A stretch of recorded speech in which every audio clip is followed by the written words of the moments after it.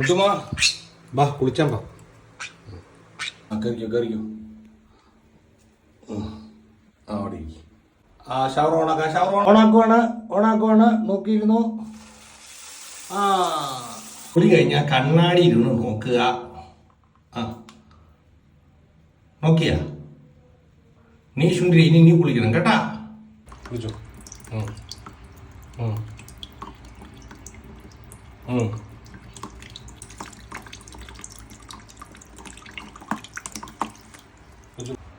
അവിടെ നീങ്ങിയിരിക്കാലോ. കുളി തേവാരാ കഴിഞ്ഞില്ലയോ? എന്നാൽ കയറ. ഉണങ്ങിക്കോ.